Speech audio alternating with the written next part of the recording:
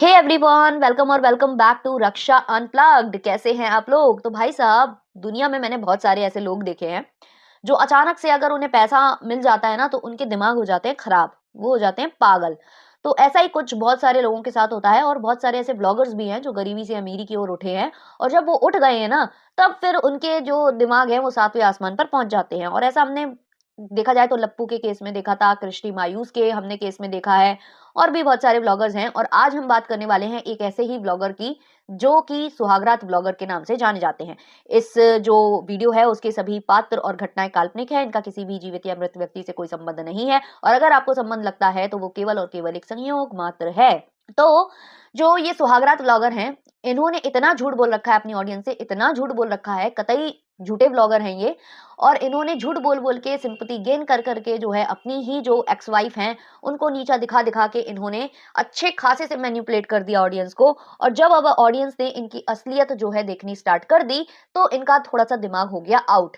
अब जो reaction channel वाले होते हैं ना, उनसे इन्हें सबसे ज्यादा चिढ़ होती है क्योंकि वो करते हैं इनको एक्सपोज। अब भाई रिएक्शन चैनल वालों का यही काम है, वो तो हमेशा चाशनी घोलेंगे नहीं, है ना।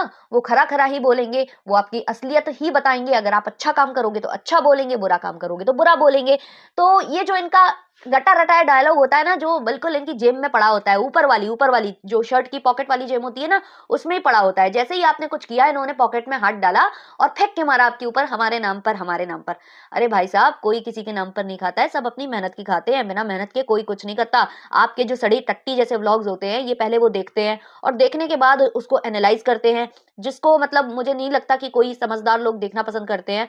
बट फिर भी लोग सिंपैथी के चलते आपको थोड़ा बहुत देख लेते हैं। तो रिएक्शन चैनल वालों को कितना ये झेलना पड़ता है भाई। हम उतनी देर मनोरंजन कर सकते हैं, हम उतनी देर ना जाने क्या क्या देख सकते हैं, मूवी देख सकते हैं, हम सब कुछ कर सकते हैं। बट हम उस टाइम को खोटी करते हुए आप पर लगाते हैं, तो भाई हमारा भी हक बनता है कि हम अपना रिव्यू रिएक्शन दें।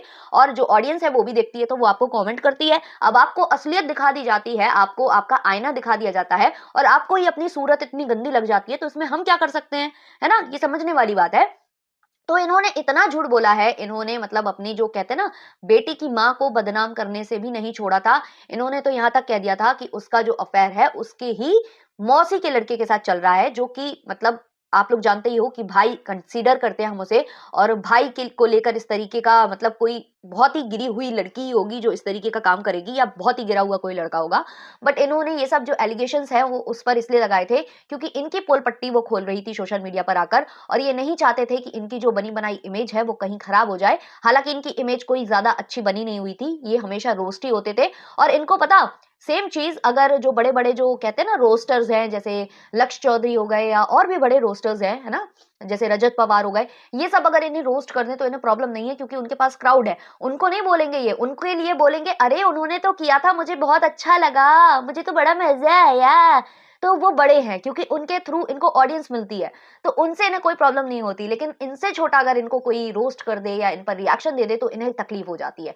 तो इनकी जो पूरी जो इमेज है ना वो रोस्ट हो होकर बनी थी क्योंकि इन्होंने सुहाग रात ब्लॉग शेयर किया था और वहां से ये इतना रोस्ट हो गए थे कि धीमे धीमे ये पहचाने जाने लगे थे। और वही जो सुहाग रात वाला इनका ब्लॉग था वो ट्रेंड पर चला गया था। उसके बाद इनका हस्बैंड और वाइफ वाला जो बॉन्ड था वो देखने लोग इनके चैनल पर जाते थे, इनके ब्लॉग्स देखना लोग पसंद करते थे। और पहले इनके ब्लॉग्स लोगों को इसलिए भी पसंद आते थे क्योंकि ये अपने मॉम डैड के लिए बहुत कुछ करते थे, उनको गांव से लेकर और बहुत कुछ इन्होंने किया था। तो वो एक अच्छी भी चीज थी जो लोग पसंद कर रहे थे। बट धीमे धीमे जो इनका बिहेवियर चेंज होता गया, इन्होंने जो बातें की, जो इन्होंने एक्स्ट्रा मैरिटल अफेयर जो इनका था उसी लड़की के साथ जिससे आज इन्होंने शादी कर ली है, प्रूव हो चुका है ये सोशल मीडिया पर 10 बार, क्या ही बताया जाए। क्योंकि ये बार बार अभी तक बोल रहे थे कि सब झूठी अफवाहें, सब झूठी अफवाहें हैं। फिर ये पकड़े गए तो इन्होंने सामने से आकर बोला, घुमा घुमा कर बोला। ये नहीं इन्होंने कभी भी एक्सेप्ट किया कि हाँ मेरा उसके साथ अफेयर था। लेकिन आज फाइनली मैंने इनका जो ब्लॉग देखा है जहां इनकी मम्मी के मुंह से यही चीज निकल गई, अरे जो भी था तो था, अब तो वो हमारी बहू है। मतलब उनके, उन्होंने ना चाहते हुए भी ये चीज उनके मुंह से अब निकल चुकी है कि हाँ अफेयर था उनके लड़के का उस लड़की के साथ। और अब ये सब जो है हो रहा है। और इनको पता मिर्ची किस बात की लगी है, इन्होंने अपने पूरे व्लॉग में जो है ऑडियंस और रिएक्शन चैनल वालों को टारगेट किया है। और इनको मिर्ची इस बात की लग रही है कि इन्होंने जो झूठ बोले थे अब वो पकड़े जाने लग गए हैं।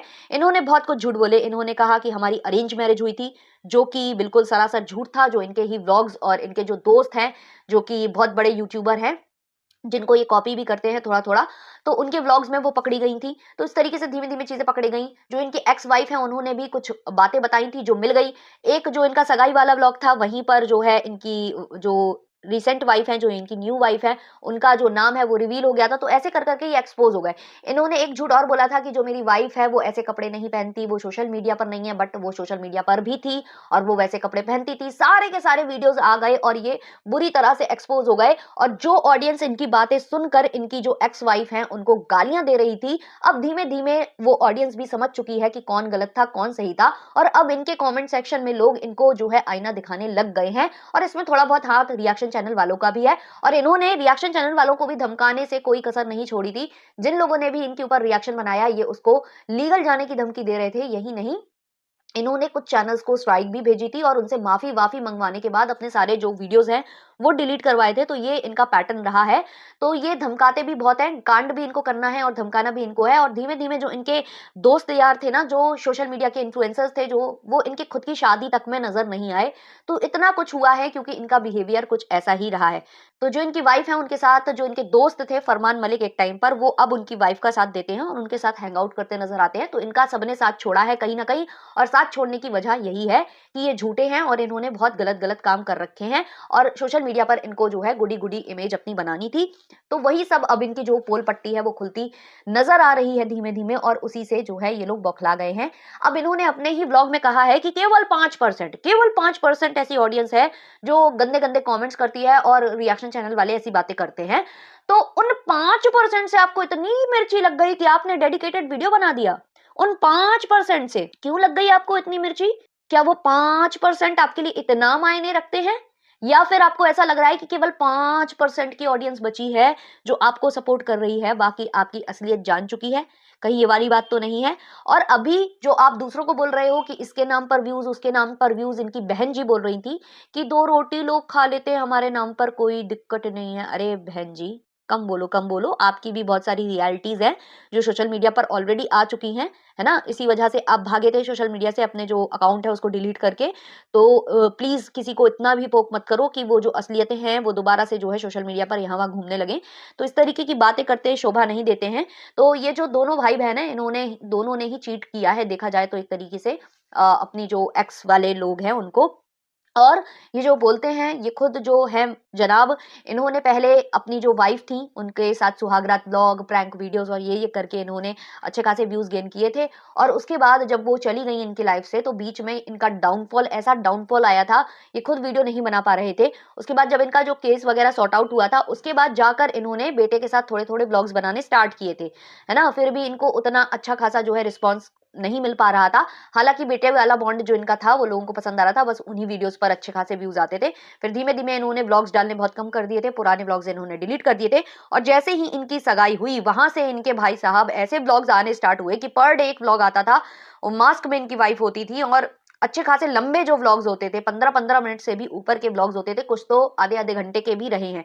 तो इन्होंने पूरी सीरीज निकाल कर रख दी अपनी शादी की। और जैसे ही इनकी लाइफ में इनकी वाइफ आ गई, तो उनके ऊपर पूरा जो इनका कंटेंट है वो रिजॉल्व करने लगा, उनके ही अराउंड पूरा कंटेंट इनका बुनने लगा। तो ये खुद अकेले नहीं कुछ कर पा रहे हैं, कभी इन्हें बेटे का सहारा लेना पड़ता है, कभी एक्स वाइफ का, तो कभी इनको अपनी प्रेजेंट वाइफ का सहारा लेना पड़ता है।